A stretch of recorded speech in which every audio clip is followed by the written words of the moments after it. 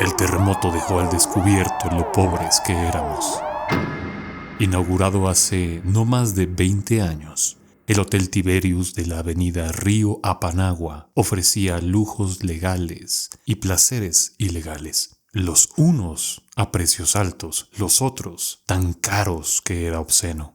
Así operó el establecimiento, invisible ante las instituciones de justicia hasta su último minuto, el último de mucha gente. Cuando a las 9 de la noche del 28 de diciembre se volcó sobre sí mismo y dejó un deshuesadero humeante que bloqueó la visión de cuadras enteras con su nubarrón como de volcán y su olor a gas fétido. Rugió, dicen los que lo escucharon, como miles de bueyes enfermos. El desplome ocasionó un incendio que lanzó varias bocanadas de restos carbonizados. Por semanas, los vecinos siguieron reportando ataques de ansiedad ante la mínima vibración o el recuerdo del sabor a cenizas en el aire.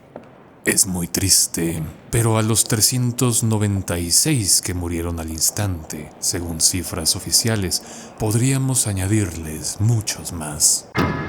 Entre los registros, uno encuentra 2 accidentes automovilísticos directamente provocados por la proyección de escombros, un reporte médico muy ambiguo sobre las potenciales víctimas de una fuga de gas en el edificio contiguo y al menos 3 rescatistas que fueron tragados más tarde por las tripas del gigante reventado. Pero esta cuenta es una cosa lúgubre y no quiero seguirla. En ese entonces, nadie se fijó en el notable hecho de que el suelo de los alrededores se nutrió con los minerales esparcidos y en años venideros creció la vegetación como hacía mucho tiempo no crecía. Entretanto, la verdad seguía enterrada. Pasaron meses. Limpiar el cadáver de un monstruo de ese tamaño no es cosa fácil, aunque ya estuviera a medio pudrir, antes de caerse a pedazos. Ahora sabemos que además hubo muchos intentando rastrear o detener de plano las operaciones de desahogo. De este escándalo estuvieron más duras sus réplicas que el temblor, pero como todo lo que viene de la tierra, se tomó su tiempo.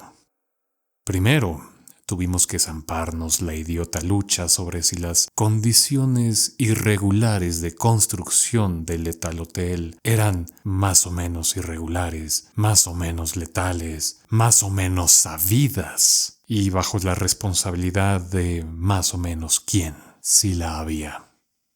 Por fin acabaron metiendo a la cárcel al chivo expiatorio, el señor Longoria Maínez, un maestro de obras convertido de pronto en arquitecto en jefe y autor intelectual de toda irregularidad en la construcción. Que si había materiales de baja calidad en vez de los de primer nivel que aparecen en las cuentas, que es que los compró Longoria. Que si tantos niveles excedían las medidas máximas permitidas, dizque los planteó Longoria. Que si los obreros no recibían prestaciones de ley.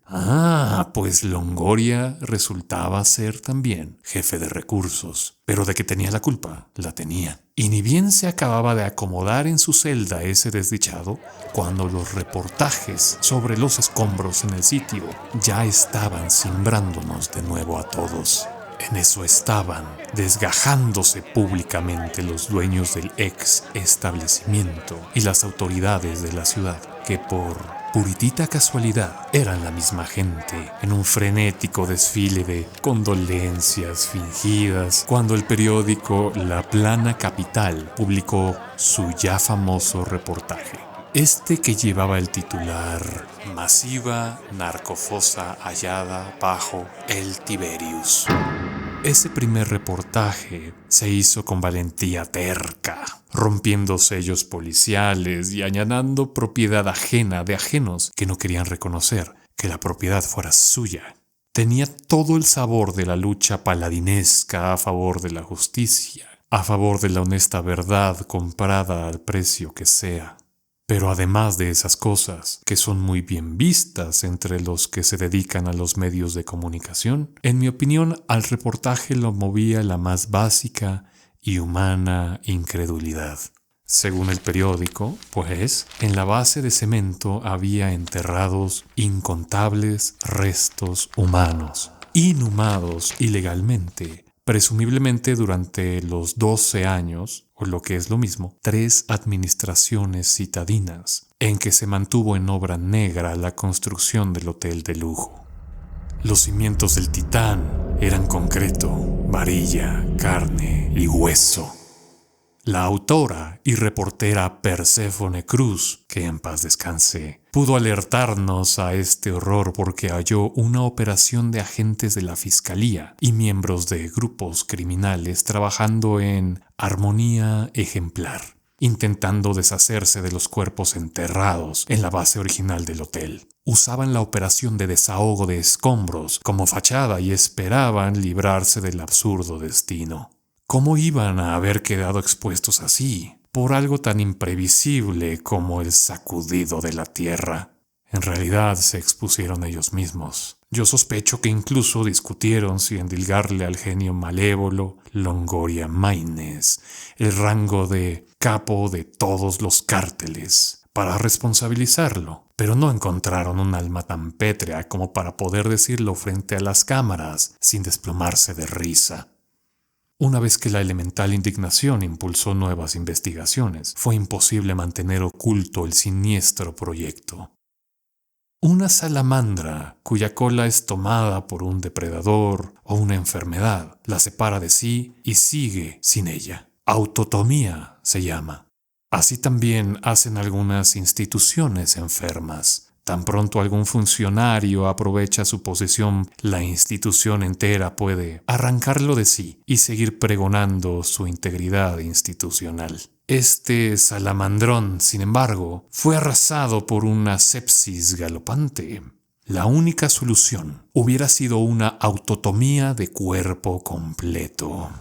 Obviamente, todos los representantes de la fiscalía, los policías de todos los niveles, los militares y además agentes de las funciones naturales de un ecosistema como esta ciudad fueron tildados de casos aislados, actuando a espaldas de las instituciones. Se decía en esa funesta jerga de los irresponsables que deslindarían responsabilidades haciendo todo lo que estuviera en su poder. Pero ahí está el detalle. Quien cree que puede desaparecer la muerte desapareciendo al muerto, ignora la tierra de la que viene. No hay en este mundo suficientes chivos expiatorios para alimentar un fuego tan grande.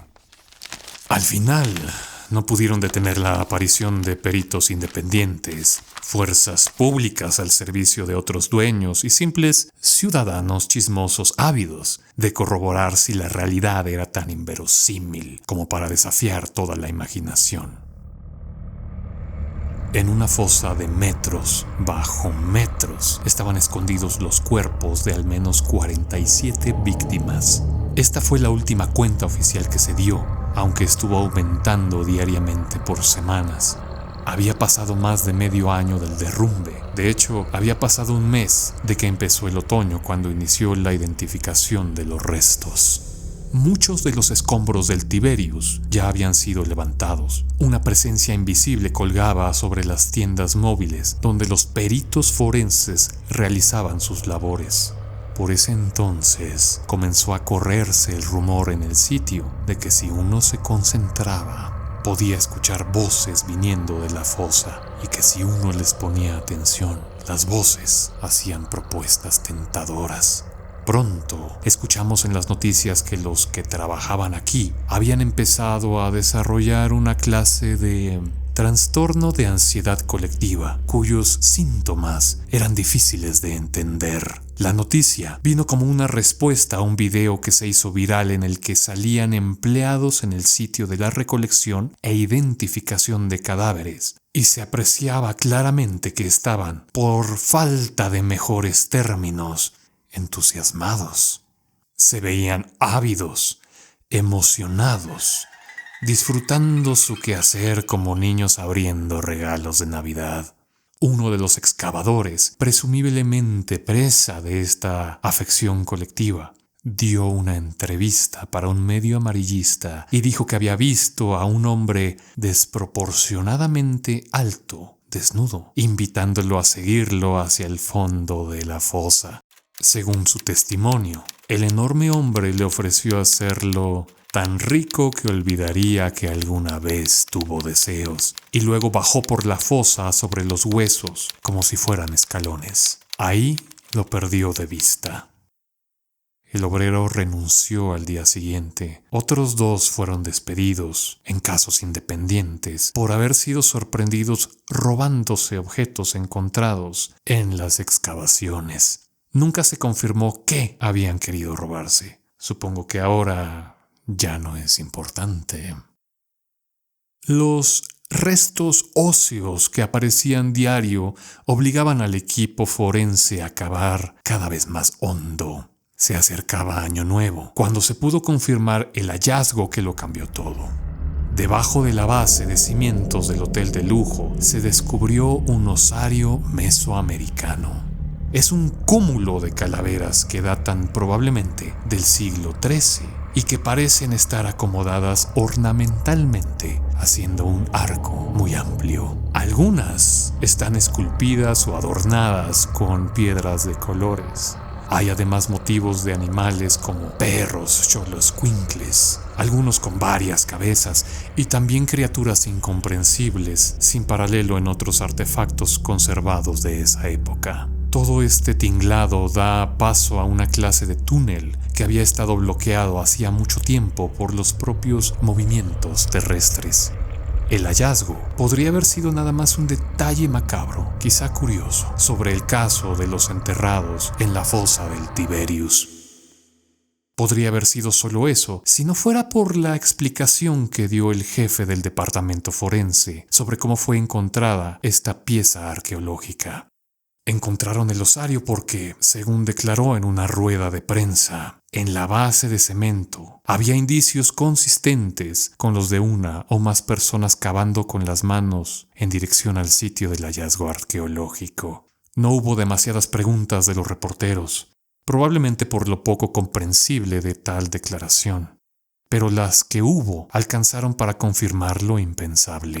Era como si algunos de los enterrados en la fosa hubieran cavado en el cemento, ya enterrados bajo varios metros de mezcla, en dirección al arco de calaveras centenarias.